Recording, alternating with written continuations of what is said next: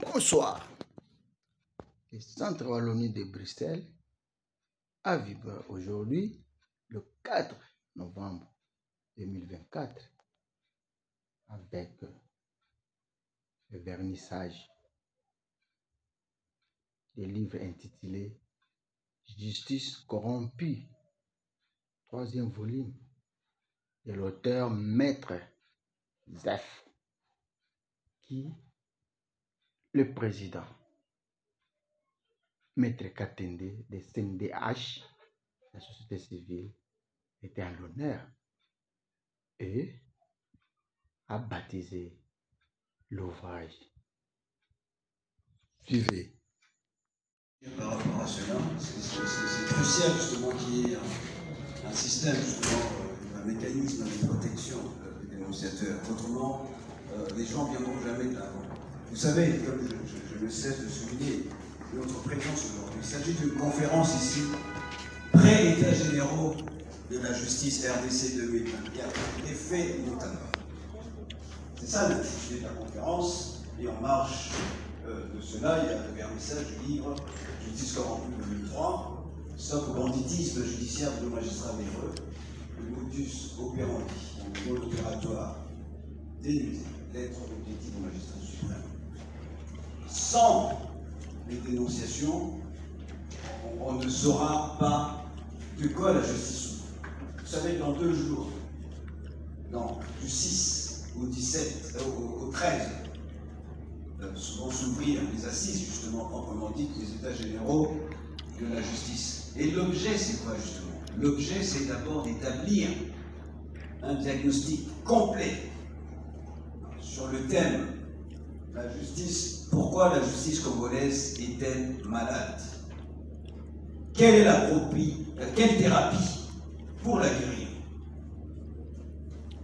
Alors, comment établir un diagnostic si on ne recueille pas justement les doléances, les plaintes des justiciables?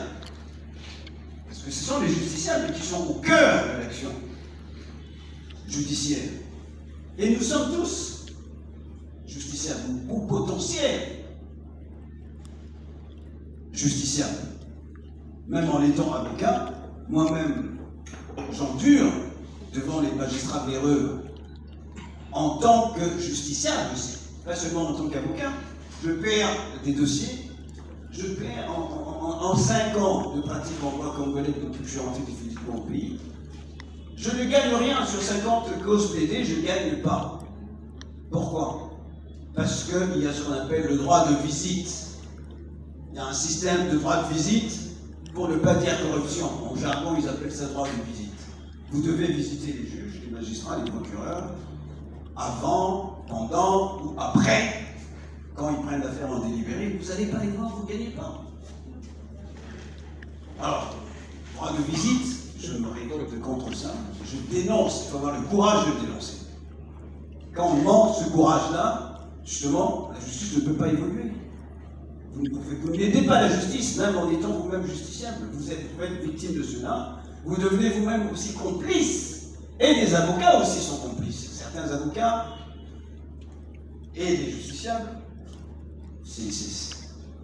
de manière consciente ou inconsciente, sont complices avec les magistrats dans la corruption, non seulement la corruption et la concussion, comme vous dites.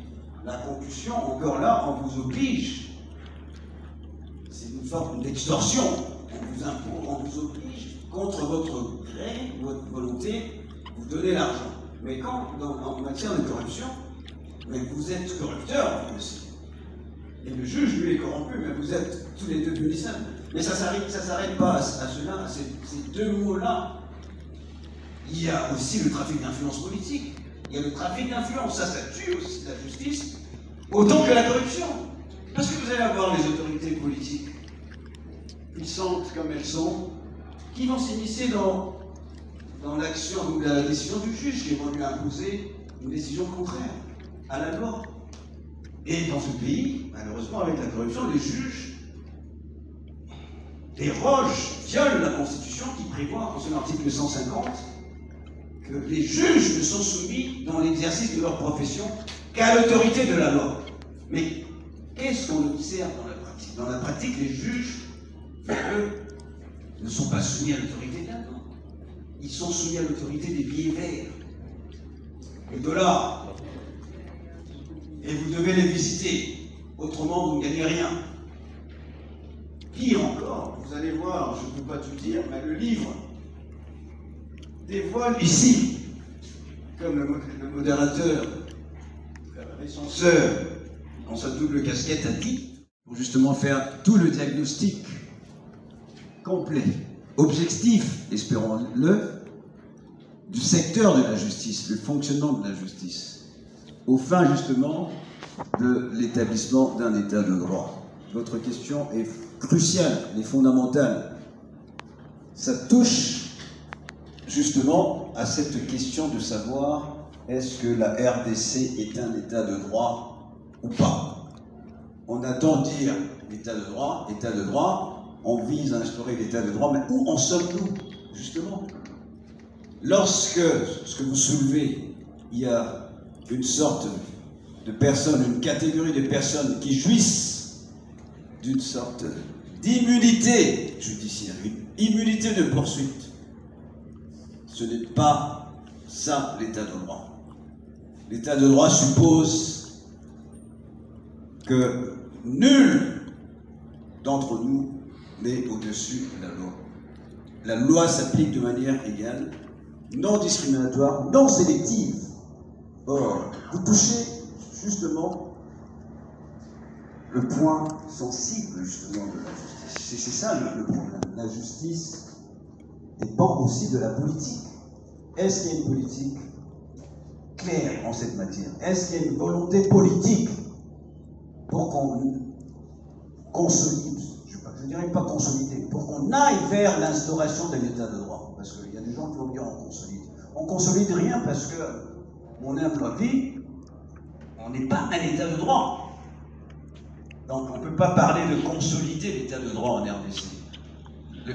L'état de droit, c'est un processus. Il faut avoir une volonté politique pour suivre ce processus-là aux fins d'instaurer cet état de droit. Et il n'est pas là. Il n'est pas encore là. D'où ces problèmes que vous relevez. C'est crucial, c'est fondamental. La volonté politique doit être réelle. À défaut de cela, il n'y a rien. Je vous remercie. Le maître Zef devant des chevaliers de plume. Votre langage. Parfait, je vous remercie pour la question. C'est un double événement aujourd'hui. Conférence intitulée justement Pré-État généraux de la justice RDC 2024, les faits Moutamba, et le vernissage de mon troisième livre, Justice corrompue, volume 3. Comme vous pouvez voir, donc stop au banditisme judiciaire de nos magistrats heureux, le modus operandi dénudé d'être objectif de magistrature. Pourquoi ces deux événements en même temps? Je pense que vous savez que dans 2 jours vont s'ouvrir les assises des États généraux de la justice, où il va être question justement de faire de manière complète un diagnostic complet, objectif du secteur de la justice.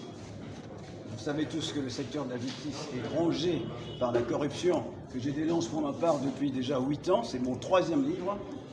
Je livrais ce combat quasiment seul. Et on me disait que je prêchais dans le désert, qu'on ne pouvait pas changer la justice tout seul, sans appui politique ou sans volonté politique du gouvernement de la République. J'ai écrit le livre en 2023. Et avec l'avènement de son Excellence, Monsieur le Ministre Moutamba, j'ai trouvé, moi, pas seulement moi, tous les justiciables, je crois, de la RDC, avons trouvé un allié de taille pour mettre fin justement à la corruption et aux mauvaises pratiques judiciaires. D'où j'ai voulu mettre l'accent en phase et reconnaître les faits Moutamba dans les avancées qu'on connaît aujourd'hui dans le secteur judiciaire de la RDC. Vous le savez, avant lui, c'était l'immobilisme.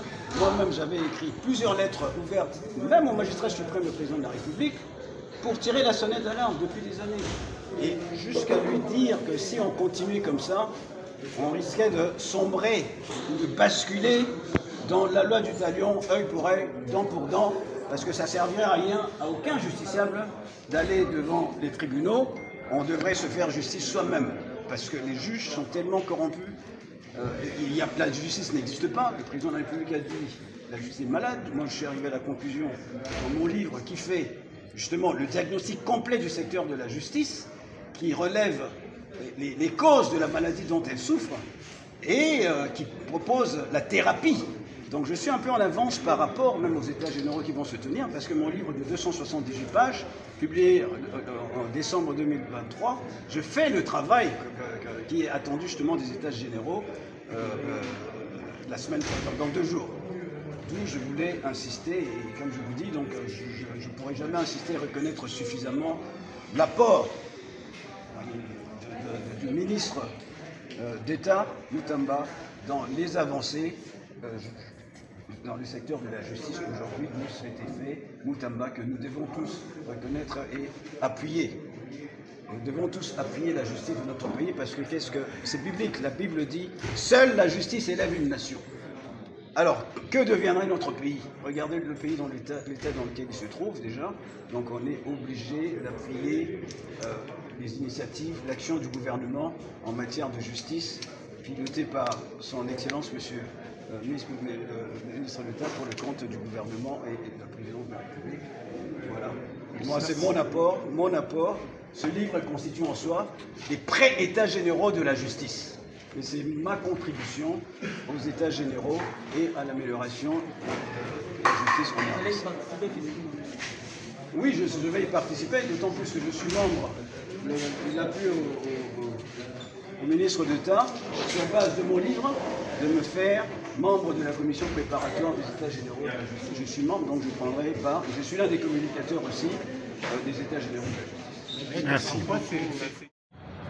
Abonnez-vous massivement à notre chaîne en ligne sur YouTube, Mourata TV officiel. Vous ne serez jamais déçus. Vous serez mieux servi. Abonnez-vous. Il ne faut pas traîner les pas. Votre chaîne est à votre disposition. Merci.